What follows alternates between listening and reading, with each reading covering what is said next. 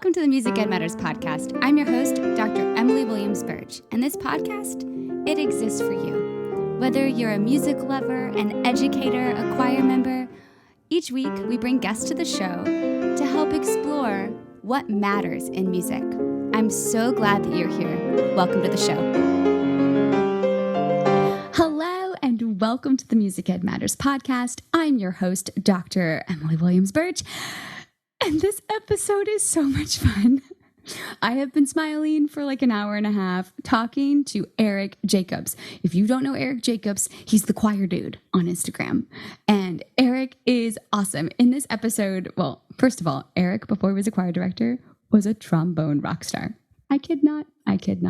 But in this conversation, we talk a lot about relationships and the power of positivity and connection and just so many tips for building culture and community and having fun with your choir.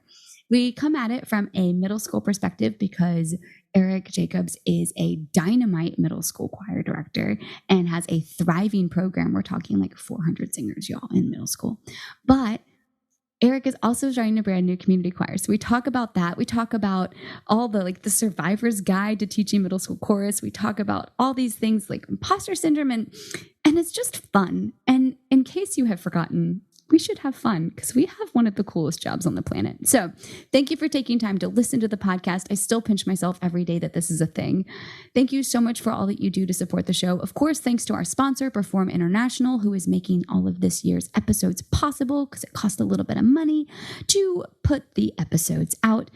And of course, thanks to all our Patreons over at patreon.com/musicedmatters. Now that's enough of me. I can't wait for you to hear this super fun conversation with myself and Erik Jacobs. And today on the Music Ed Matters podcast, y'all, I'm so excited. I need to slow down. We are talking to my friend, Erik Jacobs. Hello, Erik. Hello, Emmy. After like 16 minutes of trying to make my camera work, thank you for your help. You were clutch. It's called an icebreaker, and the ice has been broken. We are also now officially friends forever, and this is going to be such a fun episode to record. I'm excited. I'm pumped. Thank you so much for coming on the show. And y'all, if you are not following, what's your handle on Instagram? The Choir Dude? I'm the Choir Dude. Y'all, stop what you're doing. Stop listening and go follow the Choir Dude or multitask, although that's not a good thing either. Follow the Choir Dude. It is the most inspiration, the most joy. Erik, I would literally sing in your choir tomorrow if I could. Oh my gosh. Thank you so much. We try to have a good time. I mean, I teach middle school choir, so that's what it's about, right? Having a good time. You know, I love middle school. That's what I taught too before I went to college. And I tell even my college students that college is the middle school of adulthood.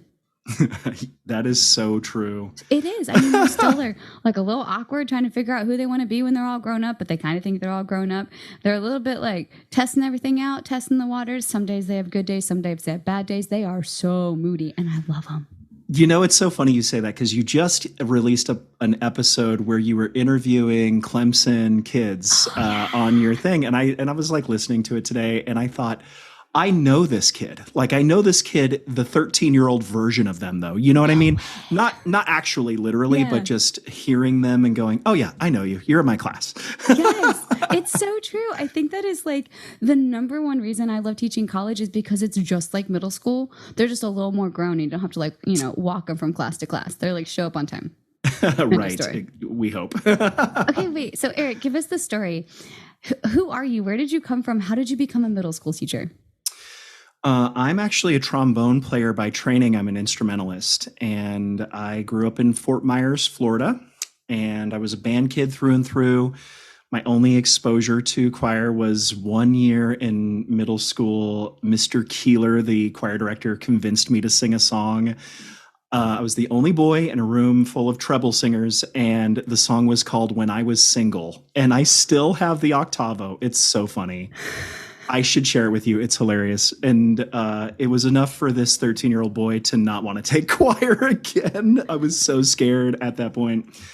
But I continued in music through high school. I was really lucky that Florida does music well, and the music programs there are awesome. And I was really lucky to go to an art center that was publicly funded. And it inspired me to continue. So when I was finished with school, I went into the military. I was in the Marines, and I was in a Marine band stationed in New Orleans.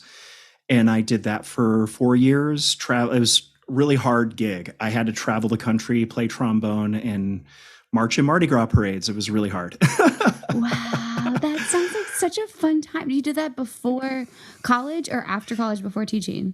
I did it before college. I actually, I was a kid that struggled with like socioeconomically. And so college just wasn't in the cards for me unless I got my GI Bill. And so I decided to join the Marines and auditioned and made it into a field band and was able to do that for 4 years, get my GI Bill.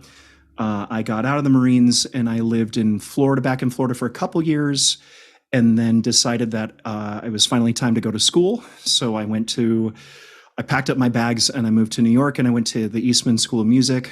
And I not just any music school, like I just went straight to Eastman. I mean, just making sure you know that's a big deal. Well, I appreciate you say that, because I feel like some people don't know what that school is. Some people do. For me, when I got out of school, I was 25. I mean, when I got out of the Marines, I was 25, and I was a sergeant, and I had all this responsibility, and I was getting coached by I was playing professionally in a couple of like local orchestras, and I knew I needed to get my degree.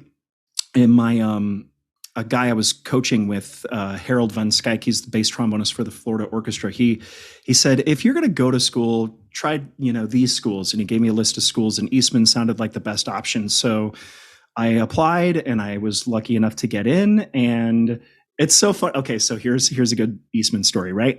So yes. I'm 25, and I'm walking in, and I am a freshman, right? I'm a freshman 25-year-old sitting in a room with 17, 18-year-olds.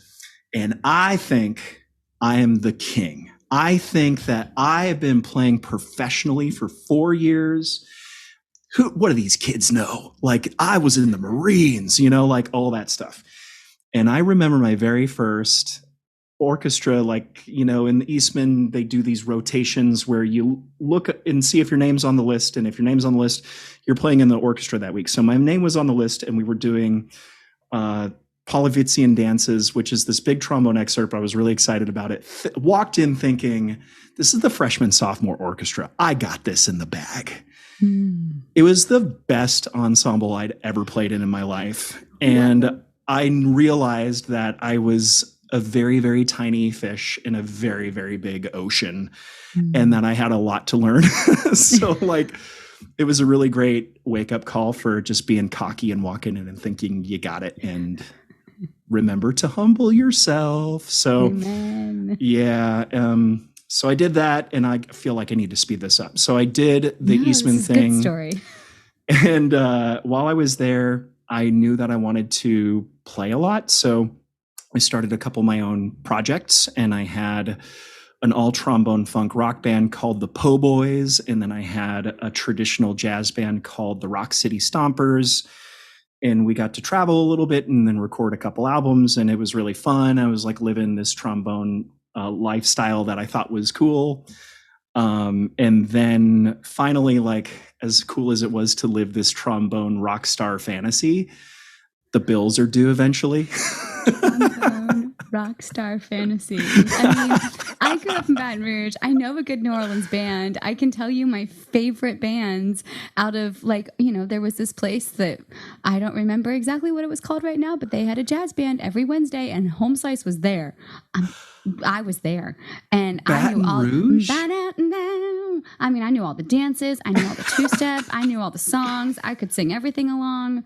I know what you're talking about, but I've never heard anyone actually say trombone rock star life. Well, but you're from Baton Rouge, so you've got to know. That's, first of all, it's so cool you're from there. But I, living in New Orleans, walking in the door, and I feel like this is formative for what I do now in the choir world, is like, I would remember shooting pool one night with my friends, and a tuba player walks in, and he was treated like a rock star, and he played Led Zeppelin, and it kind of opened my eyes to what was possible. I feel like a lot of times in the music world, you're pigeonholed into these, like, I'm a trombone player, so I could play jazz, or I can play like in an orchestra, and that's it. But what happens when you grow up listening to Clearance Clearwater Revival and the Rolling Stones, and you just want to like play the music that you grew up listening to? New Orleans opened my eyes to that. So I'm sure you know about that.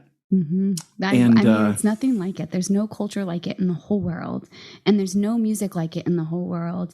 And it was just unfortunate for me that Katrina and Rita hit right as I was graduating college, and so it was just unsafe at the time to move to New Orleans. So that's how I ended up in Savannah. It looks like New Orleans. Wow, that is so interesting. Our paths crossed. I was leaving the Marines. Like 2 weeks before Katrina hit is when I PCS'd and I left the Marine Corps. Yeah. But it's so wild what you're saying about Savannah, because I feel the same way. I love Savannah, and it's got the same vibe. It's so cool. I mean, I got a great job. I mean, I was also brought here by a choir job, and the people who got me here worked hard to get here. But I was okay with it because I'm like, it's a lot like New Orleans. I'll be fine. I'll feel like I'm home. Yeah, no culture shock. I mean, New Orleans is in and of itself kind of its own country, you know. Yes. I mean, it's Spanish influence and French influence. I could wax poetic about New Orleans forever. It's like a spiritual home for me. I love it so much. That makes me so happy. But I can see, just watching all of your awesome videos and how you approach your choir, I can see this whole removing being pigeonholed and bringing your style into it. Were you what made you choose trombone back in the beginning? Another great story. So my band director was just, the only way you could describe him is he was a good old boy. You know what I mean? Good old boy. And so they send home all this paperwork that says your child will get a one-on-one consultation to choose the instrument that best suits their needs and their blah, blah, blah, blah, blah. Well, it was a cattle call, and it was like the best way I can describe instrument choice day was like, if you've ever watched A Christmas Story and Ralphie is waiting to meet Santa Claus, and he's just looking, it's like, next, and then like get up there, and you're like, oh, what am I supposed to do? That moment, his back was turned to me, and he's like, what do you want to play? And I was a killer recorder player. I played a mean recorder. And so since a recorder looked like a flute, I thought that the clarinet must have been the flute. Does it make any sense? So like the one that's in front of your face. And so I walked in and I said, I want to play flute. And he turns and looks at me and he goes, boy, you could play trombone or tuba. And I went home to my mother, and my mother said, no son of mine will ever play the tuba. So trombone it is. So trombone it was. Oh and but another formative thing is like when I got that trombone and I took it out of the case and I figured out how to put it together, I instantly wanted to make noise with it, and I was playing around with it, and just like on my own playing around with it, I figured out how to play like Hot Cross Buns or Mary Had a Little Lamb, these like simple melodies. And then I remember going to recorder jams. They were your recorder jams, Eric. You were rocking out your recorder jams on the trombone. You're right. I didn't even make that connection, but I already had this tool bag. Thanks, elementary teachers. But then I remember going to band the very first day. And when they put a piece of music in front of my face and said, that's a whole note, it sounds like this. Something happens to a kid's brain. And that thing that made me curious and able to find melodies with my ear like disappeared. And I became very notation based. And so as a, as a teacher myself now, that was very informative to me, that comprehension is more important than sight. Like sight comes after comprehension, which is like a really important part of, you wanted to talk about the monster musicians thing. Yeah, we're getting there. Well, I have one more question for you before we get to monster musicians. Teaser, y'all, don't go anywhere. How did you end up from trombone rock star life to choir? I still don't understand. Well, I ended up leaving New York and moving to the DC area. an Eastman degree up there was like a dime a dozen, but I wanted to move to a bigger marketplace. And y'all, DC is flush with teaching jobs. Please, everybody come to DC and get a teaching job. Like really, I feel like it's probably that way everywhere right now, but we need you. Come, please. And I was just desperate for a job. I didn't know anything about the hiring cycle or when would be a good time to find a job. I wanted a band director job, but by the time I had moved down to the DC area, and I mean, I looked over all of God's creation trying to find something. There were no jobs available for band, but there was like a job for choir in a county that's not too far from where I was going to live. And it was like an August hire. So it's right before school started. And it was one of those jobs where it was rough. It was a rough kind of, I call them entry level positions. Just like sometimes it's a good thing for young new teacher to kind of cut their teeth on and learn the ropes for a job. And so I took that position always thinking I was going to go to band. And so, but while I'm here, my dad was the guy that said, if you're going to be a ditch digger, be the best ditch digger you can be. And so I was like, if I'm going to teach choir, I have to be the best I can possibly be. And so I knew I was not ready to do this job or qualified really. But another thing that kind of like lights a fire under me is when people don't think I can do things. I'm a big like, tell me what can't be done and I'll show you what can kind of guy. Yes, and so I just accepted. Right. And so the kids weren't getting a lot of it was a program that hadn't really been successful in a while. So the kids weren't getting there was a culture of just an expectation of failure. And then I would go to these choir director meetings and there was a little bit of a, who are you? A trombone player's going to teach choir, like those things. I'm having so much fun right now. Thank you. But it was a little bit like, like, okay, I see I see your little like face right now and just watch. And so I went to work and I told the kids like, look, I don't know how I'm going to do this. I just know that we're going to like, when I put you on a stage, I know it's not going to be like, I'm not going to let it, how do I say this? I am not the thing that's going to stand in the way of your success. I'm going to make sure that I do everything I can to help you be successful. And so I brought in like, and this is like one of my passion projects because there are a lot of people who enter choir who maybe are not from the choir world. And so I love helping those people. And so one of the things I say is, first of all, lean on your people around you and don't be afraid to humble yourself and ask. And so I just asked a ton of people to come in and I would just sit there and take notes. I went to every conference. I attended every session. I just like really dove into the choir world and tried to make myself a resident expert as well as I could. And I found that I really liked the challenge. I mean, I loved the challenge of learning something new. I kind of felt like I would be a good band director, but I didn't know if I could be a good choir director. And so I wanted that challenge. And then, our program had some success and that got the attention of some people in another county who kind of approached me. And then I ended up moving to another county and then just kind of ended up staying because I love it. I really, really love choir and have been in middle school choir now for 10 years. Oh my gosh. I love that you love choir. And we're going to get to your big lessons because I want to talk about your survivor guide and all of those awesome resources that you have. But we need to talk about this piece. Along the way, you learned how to build thriving middle school choirs. And if anyone doesn't believe me, hello, the choir dude, Instagram, go. But you say you do that through authentic relationships, developing a culture of positivity, and keeping it fun while, my favorite part, creating monster musicians, which is your phrase that you use in lieu of the more stuffy version, quote, independent musicianship, end quote. Yeah.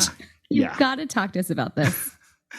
So I feel like in something that I've started to feel called to do over the last couple of years is my program. We're very lucky where I work. I work at Willard Middle School in Aldie, Virginia, in Loudoun County, and we're just in a real boom of a growth area. So we have 400 singers in 5 choirs in middle school. And so we have 2 full-time teachers. And my colleague is so fantastic. Like, she's so amazing. And she came in and she was a first-year teacher last year. This is her second year teaching.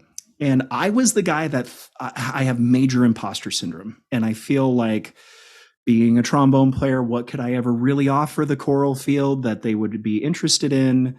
But working with a younger teacher made me see, oh, I actually have some stuff to contribute to, and I should help, because if you're in a good place and you know that right now things are struggling for so many people, you need to help. I mean, if you're in the place, answer the call, do the thing.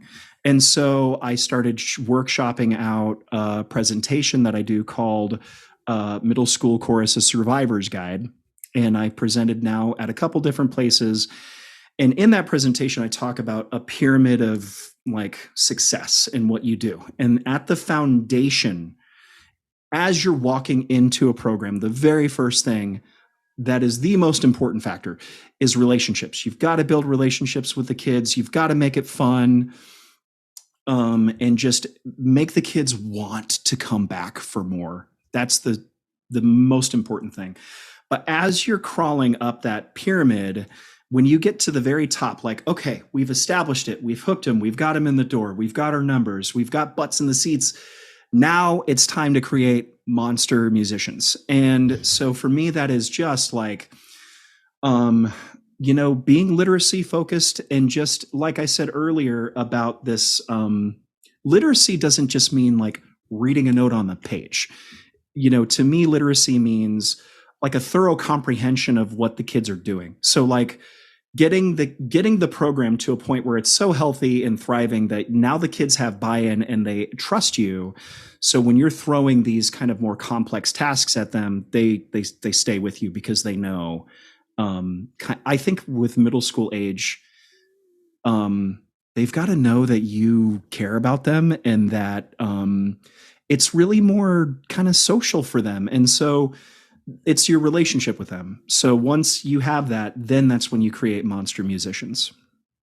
I agree wholeheartedly. We just had choir tour just a week ago, and the last night everyone came in and piled on my bed, and we had a pizza party and we just talked, and it was so much fun to hear the stories.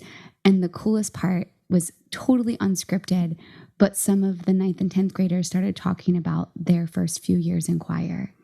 And I just remember not understanding anything, but now I get it. But they got it because we sang in a collaborative concert that morning at a church where they came in completely unknown. They were given folders that were pre-made for us, and it was literally sight reading 150%. And when we walked out, all their eyes were big, like ginormous eyes. And one of my seniors goes, "Well, that was the best sight reading practice I've ever done." And one of the younger ones was like, "I totally understand sight reading now." Like, they had such a real life experience that as they were talking about it later in the day, it's just, you're right, but it starts with relationships, because they had to trust that we were in a safe spot where they could make mistakes while sight reading. And they had to trust the process along the way. How do you get them to trust you? What are your steps? How do you get them excited about it? Well, so the school I'm at now, my first year there was the pandemic year. So I was in a really great building and had a really great, we call them clusters, pyramids, feeder relationships with different, the high school. I had a really great situation going at my school.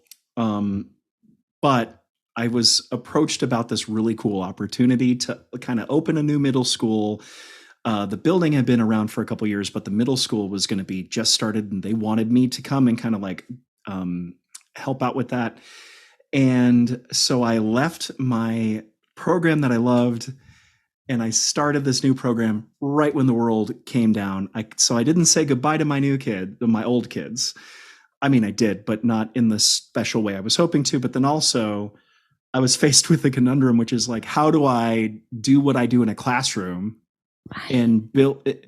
But these kids don't even know me, right? There's no established trust. There's no relationship. The sixth graders that come in aren't like, oh, my, sister had Mr. J and he's awesome. There's none of that. So I had to really work on being like a content creator. And so I thought of Google Meets as, I don't know, YouTube channels, or I was like, I don't know, I was like Dora the Explorer or something. I was just like doing whatever ridiculous thing I had to do to get kids to engage. And my principal, when he observed me, said that his kids were in the room watching, or he said, like, if I could put my kids in front of you and they would just be entertained. So I think, like, right off the bat, what I do in my class, whether it was on virtual or in the classroom, is I make it so ridiculously over the top, try to make it fun. And so I do this whole presentation called Who is Mr. Jacobs and What Makes Him So Awesome? And I make it like I'm this superhero in disguise. And but I'm really full of myself, in case you can't tell. And I'm like, and so I show them all these super horribly photoshopped pictures, and the kids go crazy when they look at it. And I just like really try to establish it as a fun environment. And I think when you're able to humble yourself and be like who you are in front of these kids, they drop their guard and they start letting you know who they are. It helps that I have been described as being a large man child. And so whether it's my daughter that says that or the kids who have said that to me, I'm not even upset by that. Like, I get it and they're right. So I think that helps me in the middle school realm, but just being yourself, being authentic, and that kind of thing, just making it fun helps their guard to come down, I guess. Plus, it should be fun. I mean, I do it every day. Like, you have to go in and do it every day. And I don't know. I have such strong thoughts on it because this last quarter has been all about creativity in the classroom. We don't lecture at where I work. And so it's always every single class period. What's the engager? What's the application? What's the process that takes you to the next level? How are they helping us? So it's so creative. And every day I felt like I came in like, yo, I'm so excited for today. Every day. And I'm like, they're going to think I am teaching a bunch of middle schoolers. But you know what? They rose to that level. So they started coming to class like, I'm so excited. What are we doing today? Mm-hmm. I mean, it took a couple weeks for them to be like, this is for real. This thing in front of us. You get called the man child. I'm the Disney princess. Oh, yes. That one for like, oh my gosh, what Disney princess are you today? No idea, not intentional. Yeah, it's funny you say that. They rise to that energy level, because I find that whether it's a kid or an adult that I'm talking to or I'm in front of, if I'm doing a presentation at a conference or I'm doing an honor choir event or I'm in front of my kids in my classroom, everybody just wants to smile and have fun and engage, and they're looking for meaningful human connection. And so just be yourself and have a good time, and people will match that energy and rise to that.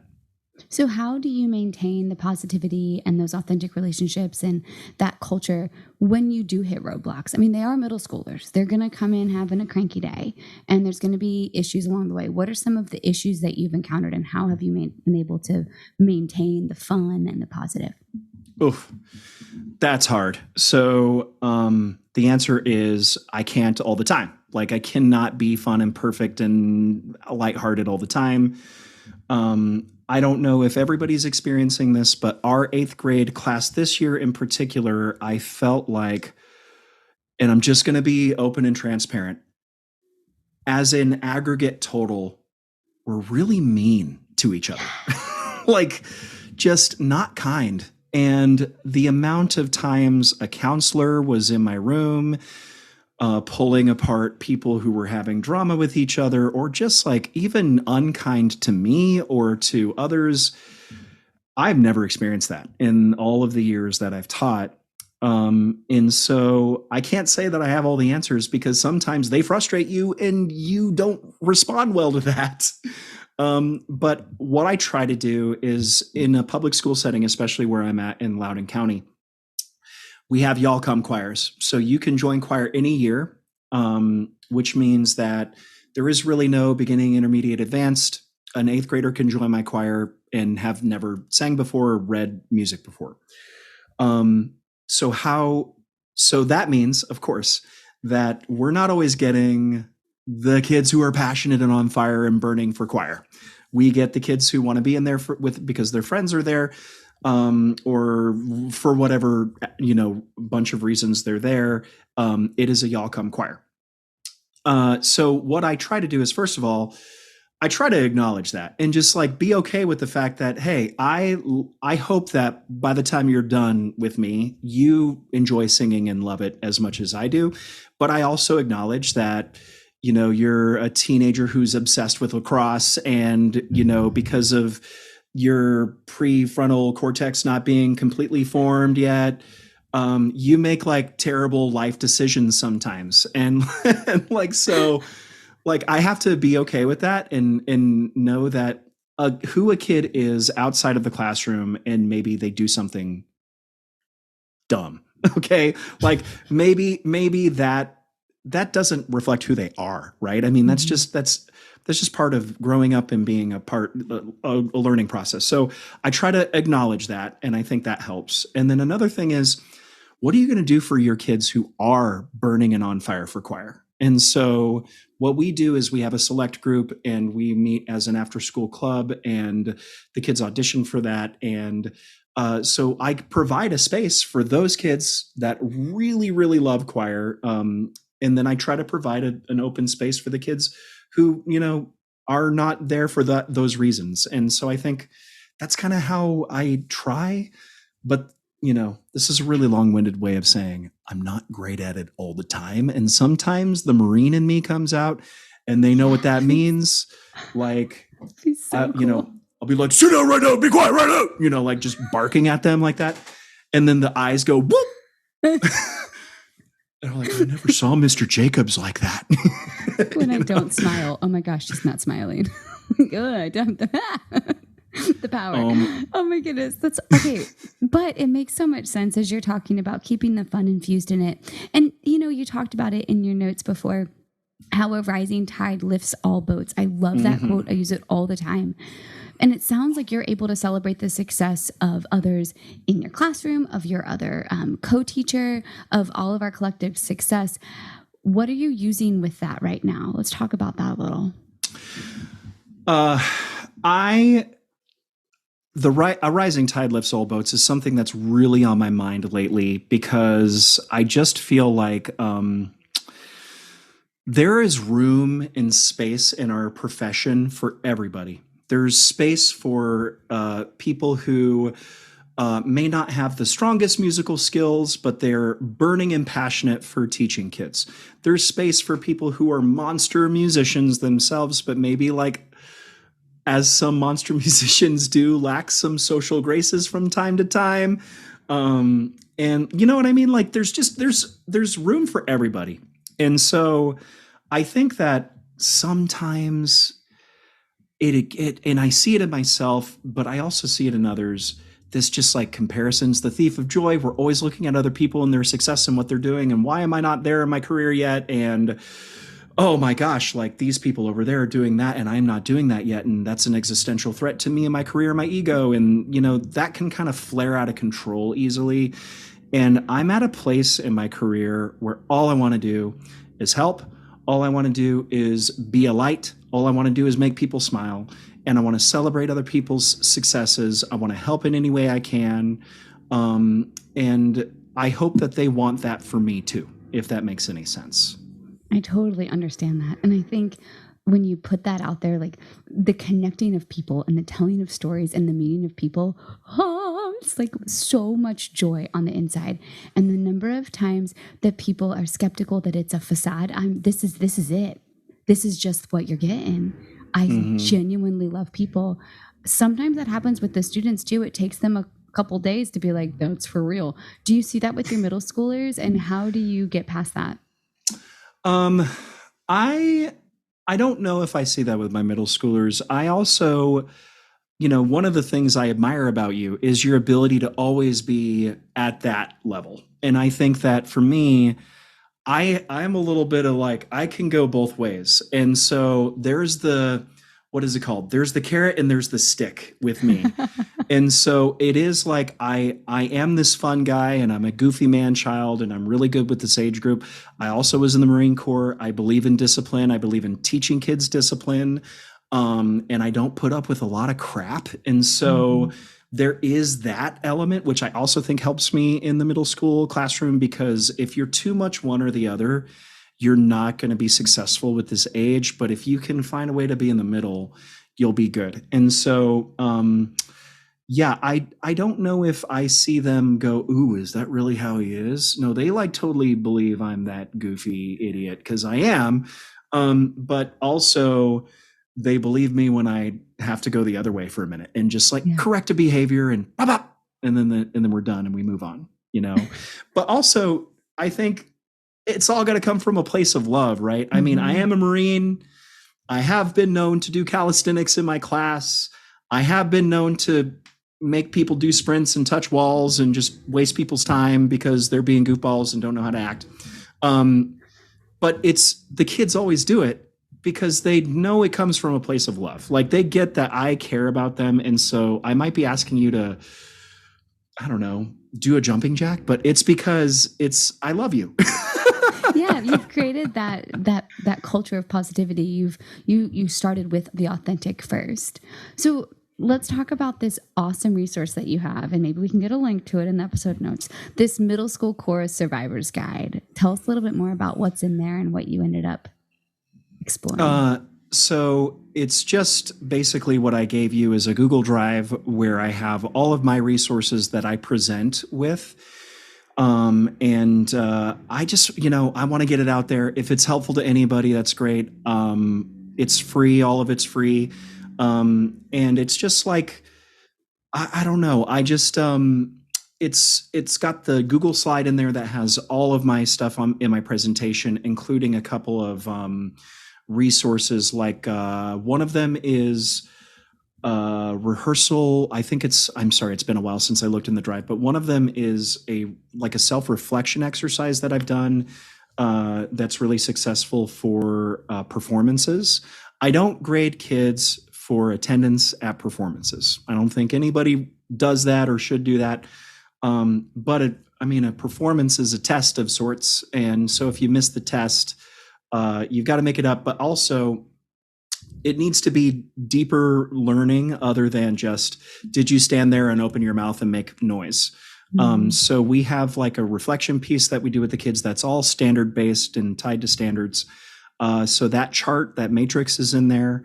And we have a point system. So if you are teaching middle school and these kids are wilding out and you do not know how to control them, one of the things that we've developed is a matrix, like a points matrix for earning points for what we call privileged activities. So in my choir class, you have required activities and privileged activities. So a required activity is everybody does 2 concerts a year. Everybody has at least 2 after-school rehearsals per concert. So that's 4 after-school rehearsals, 2 concerts.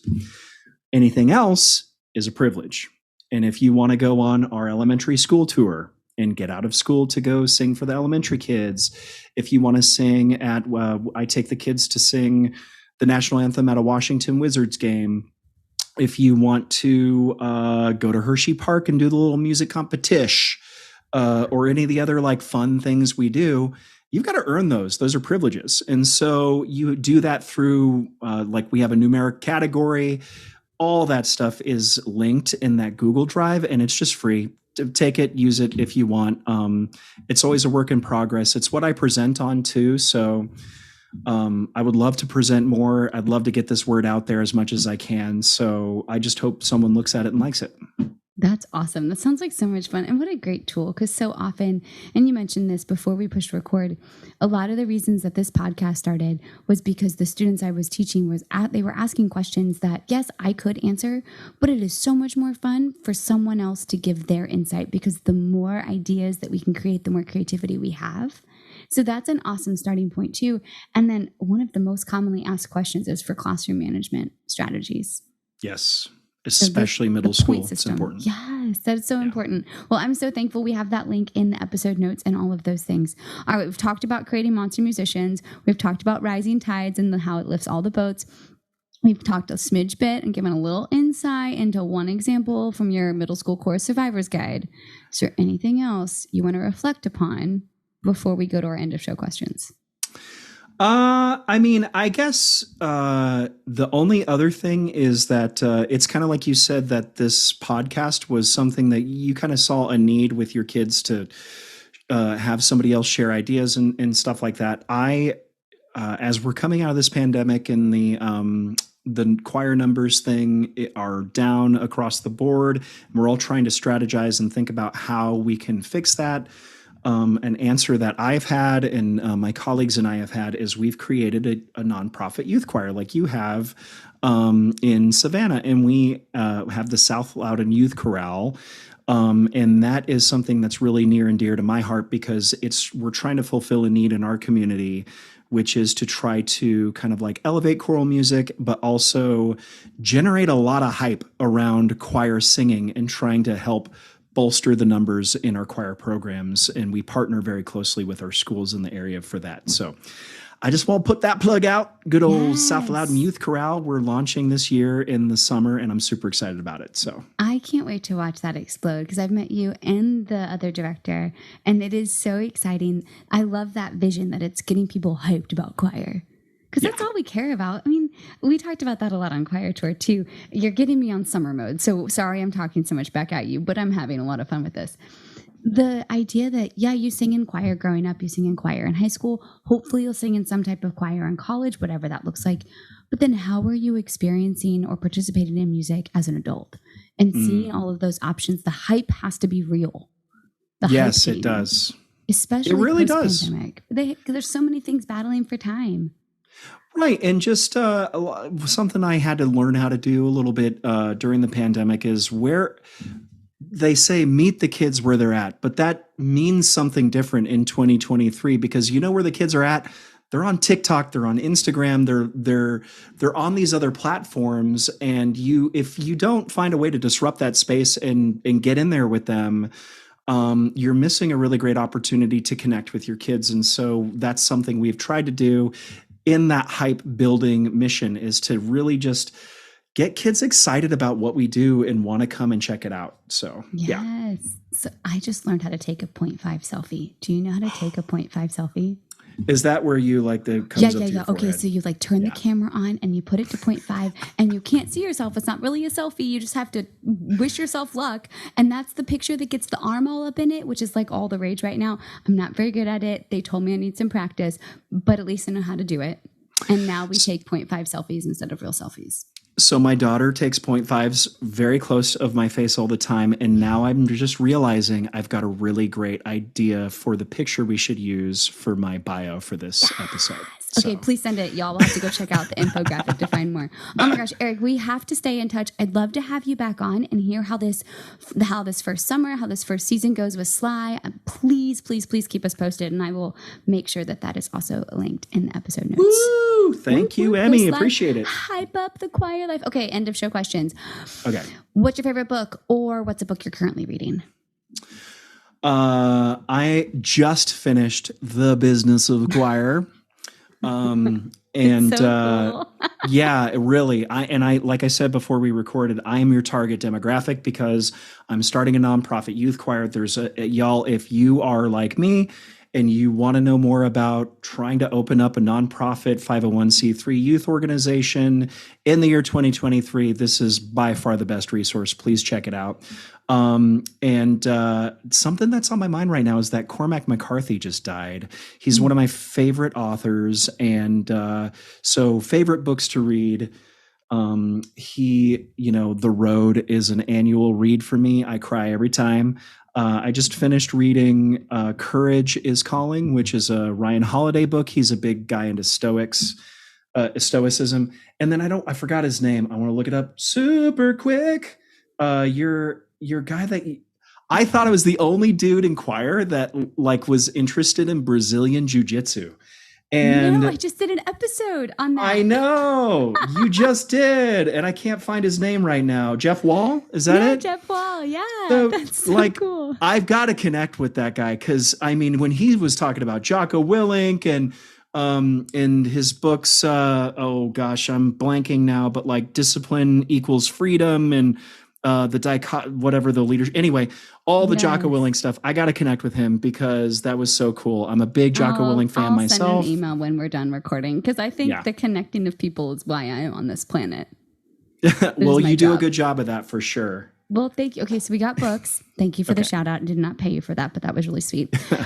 We've talked about an organization actually that we want to illuminate. We want to illuminate SLY. I think that has to be amped to the top. Who matters to you right now? Is there anyone that really matters that you want to talk about? Like a person that matters to me? Yeah, or an organization. We talked about an organization. I might have my questions mixed up because I'm summering so hard. No, you're fine. Well, my organization, again, South Loudoun Youth Chorale, and please check us out at slychorale.org. That's SLY chorale.org. Follow our socials. It would be super helpful, and you'd be supporting a new nonprofit if you just followed us. We'd really appreciate that. Somebody who I care about or what that matters to me right now, it's summertime, and my wife and my daughter are the two people that matter to me, and I am just trying to pour as much of myself into them as I can, because as you know, during the year, we pour so much of ourselves into others. It's really important when you have the time to pour yourself into the people that you love. So that's important. That's so important. Okay, last question. What is the one thing that really matters that you want the listener to walk away from the episode with? I'm good at that question. Yeah, and this is the one I knew I wasn't going to be good at answering because I just think there's so much that's important to walk away from. But the rising tides lifts all boats thing is really important to me. Love each other, celebrate each other's success. And you know what you do really well, Emmy? At the end of your episodes, you say you matter. You remind people that they matter. But for real, what we do does matter. And I don't even know if I really bought that 100% until the pandemic, when I really looked around and I saw how much what we do is important. And the choral impact study that Chorus America does, if people aren't aware of that, they should go check that out. There is actual tangible evidence that what we do matters on such a deeper level and way more than just teaching a kid quarter notes, right? So remember that what you're doing is important, and whether you're just starting and you're struggling or you're in 30 years and struggling, because we're all just kind of struggling all the time a little bit, know that what you're doing is important and keep it up. Erik, this has been so fun. I have smiled the whole time. Well, that's awesome. Thank you, Emmy. You're so awesome and fun. And I appreciate you. Like I said before, you could just call this episode Emmy Interviews a Fan, because I'm a big fan of the stuff that you do for our choir world. You're like a legit choir influencer. You do you do really great work. So thank you. You were awesome. Well, from one content creator to another, it's been fun. All righty. Thank you. All right. What did you learn? Did you enjoy it? Are you smiling? I hope you're smiling. You should be smiling. We're so lucky to get to this job. Of course, it's not easy all the time, and it's not fun all the time, and it's not positive all the time.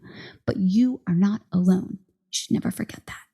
So, in case you have forgotten, you, my friend, you matter. We all know that music matters, especially all the fun and relationships we get to build in our choir communities. And I'll see you next time.